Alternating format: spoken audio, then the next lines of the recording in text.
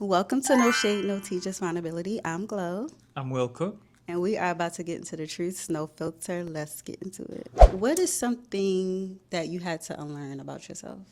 I used to hold these like moral standings in my head. And I remember going to therapy and they were like, okay, what's the basis of this? And it was just like uh, amorphous ideas that I had told myself I had to live up to, like these standards I had set for myself. And they were impossibly difficult or sometimes just impossible to complete. But I had told myself that I wasn't a good person unless I met those markers. And it's been this process of constantly unlearning, like, I don't have to be perfect in a standard that doesn't even exist in reality. Another thing I had to unlearn is like, I remember when I was younger, I used to think that there would be like that one moment in life and that everything would go from there, that one perfect day, that one perfect opportunity. And I realized that it's a collection of things over the days, over the moments, the little things. It's not like there's just going to be one thing and then the rest of my life, goes from there. It's constant choice, determination, action. That's good. I feel like a lot of us, the first thing you mentioned, we create these standards in our head that we have to live by and or get to, and then when it doesn't happen, that's why we end up disappointed about like where we are in life because we think that we should be at a certain point. I know I used to operate like that. Yeah. So that's deep. That's good. Do you consider yourself a perfectionist? Yes. Yeah. I feel like it's a common thread for folks who tend to be creative in their own right because I think a mark of like a good creation, whether it's a song or a piece of writing or I don't know, like a piece of pottery or something like that, is the dedication and the attention to detail. And I forget what the curve is, but it's something about like the further you learn a subject, the less confident you feel in your own knowledge. What fear do you have that you hope to overcome this year? Not feeling good enough career wise. So I just passed my PMP cert yesterday. Congratulations. And that was me just taking a leap of faith. I get into these positions where it's not challenging. It's just like, I feel like I'm just there existing. And I want to be in a position where I can say that I like enjoy what I'm doing. And I feel like a part of me that holds back with like applying to certain jobs is that I don't feel like good enough or smart enough or capable enough. So with getting this cert, it's helped me boost my confidence up a little bit and made me realize like, oh girl, you're smart. You're capable. Do you feel like you want your career to be your passion or what fuels your passion? Not necessarily my passion, but I want to feel not even fully fulfilled. I just want to go get up in the morning and feel like I'm making an impact. A long time ago, I decided I don't want to be a full-time creative in that respect, just because I feel like my mom was a full-time artist for many years. And one of the things she always talked about is once you make art your job, it's work all the time. And I like the distinction, having work and having art. I feel like that's important to me because I feel like me having my passion on the side keeps me motivated to keep showing up for work. Yeah, it's kind of symbiotic. Yeah, so it's just hard getting up, going to a place where you feel like you're just existing. Yeah. So I would like to make that change and step out of my fear of not being good enough with that this year. What are you currently struggling with right now, if anything? I'm currently struggling with grief. Okay. I lost my partner of 4 years. And one of the things I feel fortunate to have is a community and a support system. But it's also one of those things where ultimately I do have to walk this alone. And it's this understanding that I got so much older so quickly, so suddenly, and that I am a different person. And I've been writing about it. And one poem I have about it, I have a line where it's, I don't miss you, I am missing.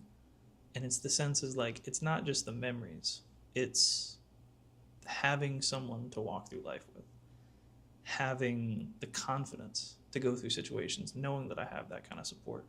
And it's strange because I feel like I lost one person, and now I'm finding bits of her in dozens of other people. Like finding, and it's not the same. Yeah. And it's not enough either, but it is what is. So that acceptance is something I'm working on. And it's also knowledge of like, I can write about it and I can talk about it. And at first it was like throwing rocks at a tank. But now I'm throwing a little bit bigger rocks. And now sometimes I get to 6 p.m. before I feel sad, or maybe I cry in the morning, but then I have a good day. And it doesn't make it okay, but it is something. And ultimately it is something that I know I can get through. And you will. Yeah. But ultimately, you asked, am I grieving, letting myself grieve? And I can honestly answer that yes. I mean, I'm not putting myself down when I'm emotional. I'm allowing myself to be vulnerable. It's very uncomfortable being this vulnerable and having everyone in my immediate vicinity know that I'm in this vulnerable state, because I can't really hide from it. And that was really difficult at first. But I do feel like I've gotten comfortable being uncomfortable. It's just the norm now. So it's not something I necessarily have an answer for, but it is something that I am working through, and something that I know I will continue to learn and learn and learn as I move through. And I'm so glad to know that you are allowing yourself to do it, but also that you're allowing the world to see that you're being vulnerable, because that's opening doors for people to show up for you. Yeah.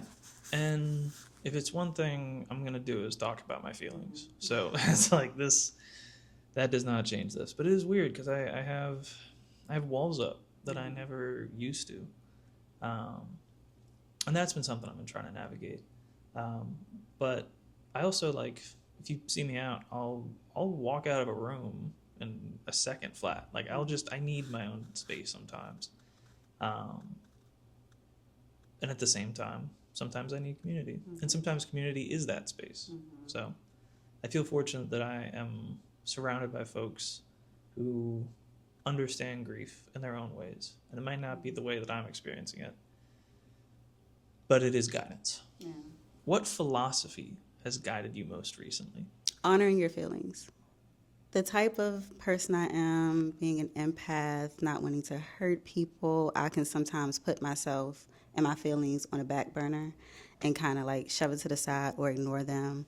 It's been hard for me to be honest and upfront with my feelings, sometimes with people, because I'm used to my feelings being shunned away or pushed to the side. And I feel like these couple months, I have been forced really to speak up, and it's been uncomfortable. It's caused me to lose relationships or have people not really take in what I say or agree to my feelings. But it's made me trust myself and honor myself and respect myself and not allow my voice to be pushed to the side. I grew up that way. I've been in relationships that forced me to be that way, and I feel like it's growth for me to really just speak up and say how I feel about certain things and protect myself. That's awesome. It's kind of funny. It's like Occam's razor, like the simplest solution is often the best. It's like, oh, I'm feeling these things. I should feel them. I should tell myself that I'm feeling them and it's say it out loud. okay to feel that way. Like, yeah, it's so simple, but so hard at the same time when you're used to living a certain way. What expectations placed on men do you resent?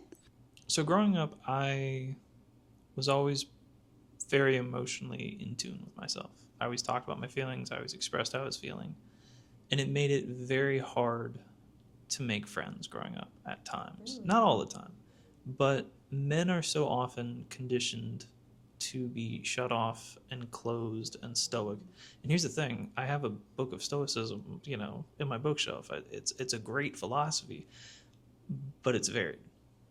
And it's not just about being strong and shut off, because in my opinion, the strongest thing you can do is work on yourself and make yourself better and go to therapy and say, hey, I made a mistake, and not turn to drinking, not hit someone, not shut people out, but say, hey, I need to do something to myself to change. When I was younger, I was very rebellious and I made a bunch of stupid mistakes and I hurt my family. And when I went back to community college, I didn't date for 2.5 years because I wasn't a person capable of having a relationship with someone where I would be where I needed to be. I needed to work on myself. So yeah, just like, and I understand why. I mean, the thing is, it's dangerous for men to be vulnerable, particularly around other men. If we show emotion, that can be taken as weakness. Why do you think that is when it comes to other men? I think there's a lot of systemic issues in terms of the root of it. Maybe it has to do something with brain chemistry or culture. I don't necessarily know the exact, the root necessarily, but I know it's been systemic. I know that all my life I've grown up watching media where, I mean, think about any TV show that you watch. Every main character of like an action or a drama show cheats on their girlfriend. And then it's a plot point, and then they find their love of life afterwards. Now take any one of those shows and have the love interest, the woman, kiss one guy. Whole problem. It's the double standard. It's you have to be stoic, you have to not even being submissive, but like you can't like show any sort of weakness. So I would say that's one factor I think that really I try to rebel against in terms of my own masculinity, because I feel like expression is the most radical form of self-love. And I think to love yourself is to allow yourself to have bad days, to be a little bit lower sometimes, to trust.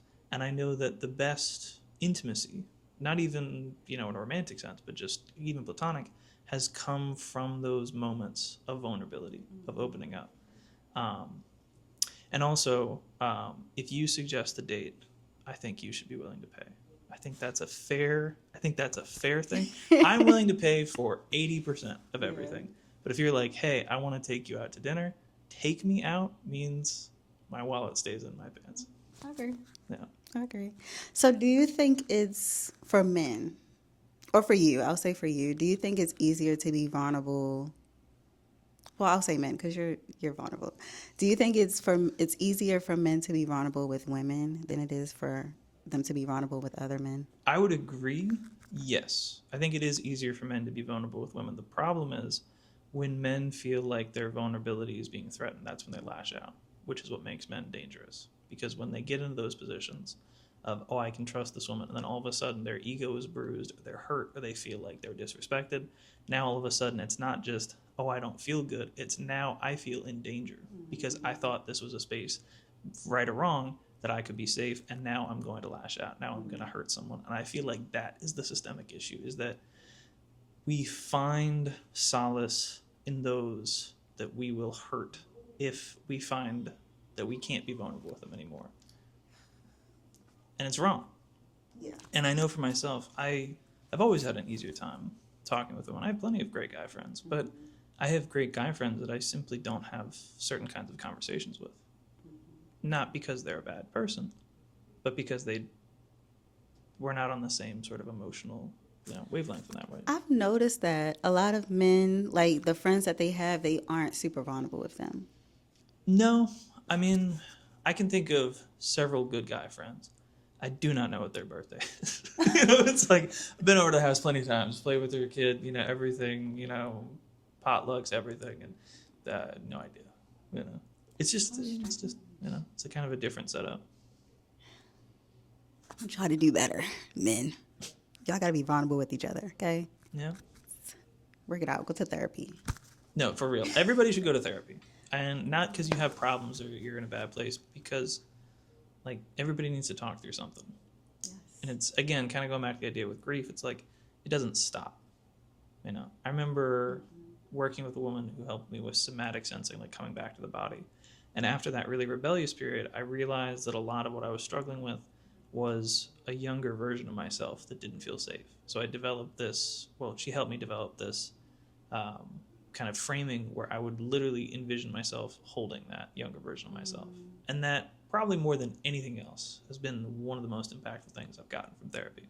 I think a lot of people don't realize everything stems from childhood. Oh, yeah. Yeah. Everything stems from, you got to go back and revisit that. And it's frustrating because I can consider parts of my personality that I can trace back to preschool, and I'm still trying to unlearn some of it. Yeah. Yes. It's the journey. It Yeah. does not end. How do you self-soothe when you have anxiety or self-doubt? Gospel music Mm. is my thing now. It helps me to take my focus off of my feelings. I have realized, well, God has told me that I tend to make my feelings an idol. So unlearning that, even when I'm like not in the mood or I'm like feeling down or like doubting myself, I take the focus off of myself and put it back on God. So that one quick way for me to do that is just play gospel music, blast it around the house. If I'm in the bed and I'm like, I don't even have the strength to pray, I'll just play gospel music. That, sleeping. I like to just disconnect and sleep. An unhealthy self-soothing method that I have been doing is just scrolling on TikTok. It's addicting. They got it. So, You know, yeah, the algorithm, you know, it knows.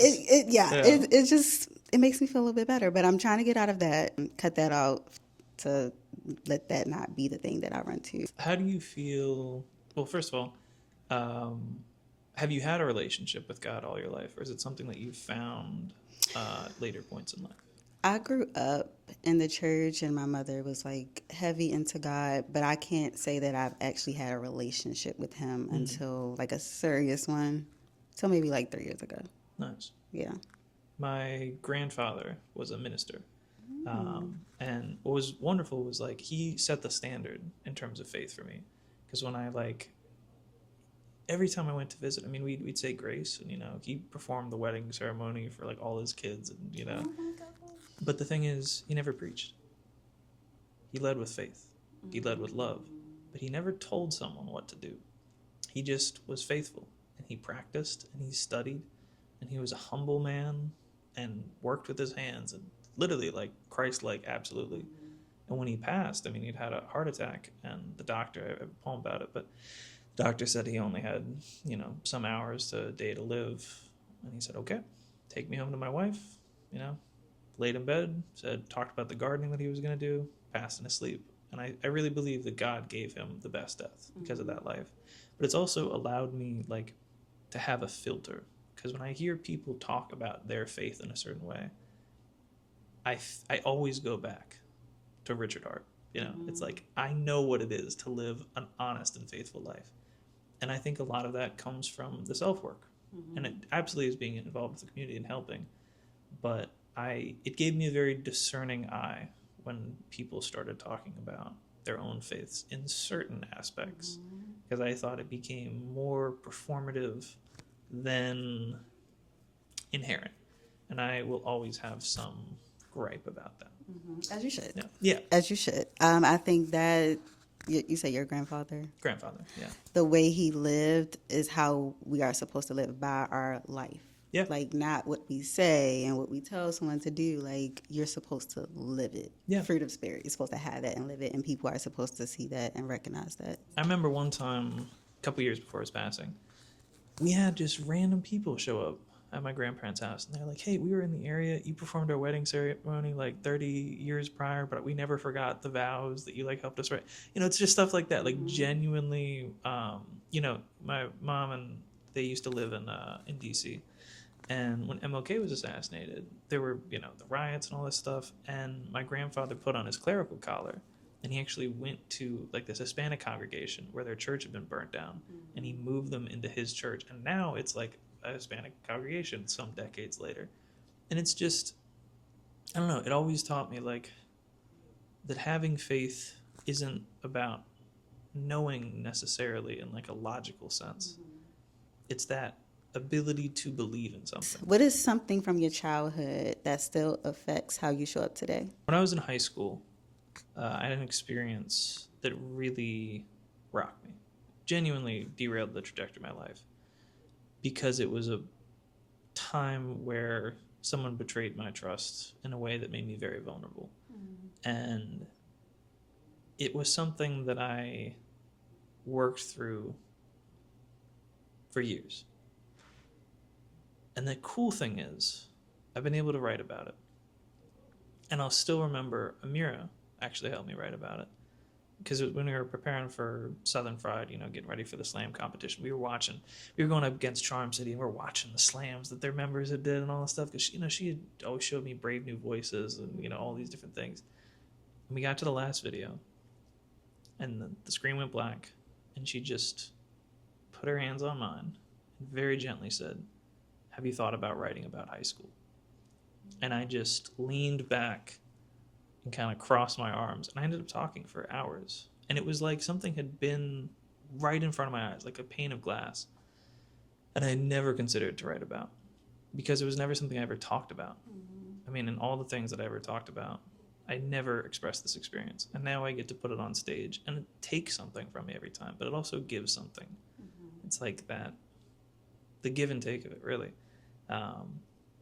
And what it's helped me see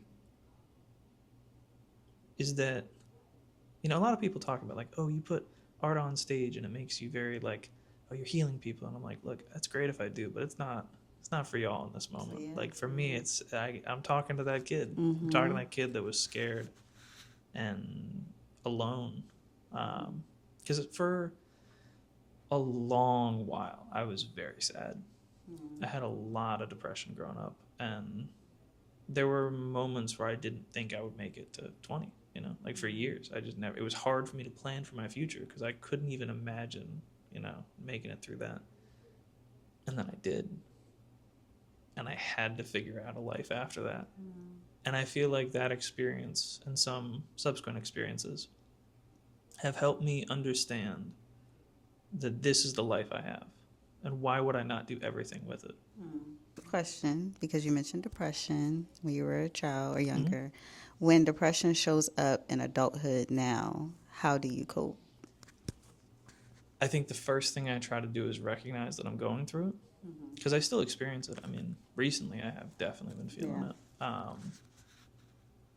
I think the first thing is acceptance. That can be the hardest step. But once I accept that I'm going through something, regulation becomes key. I need to eat well. I need to sleep well. I don't need to drink a lot. I need to make sure that I'm exercising every day. I need to stay busy. I'm happiest when I'm productive. A schedule, socializing, a little bit of art, writing, listen to good music, watch something funny. Just fill up life in any way I can. There's this book called The Book of Five Rings. It's one of my favorites because it's a book written by the most prolific Japanese swordsman.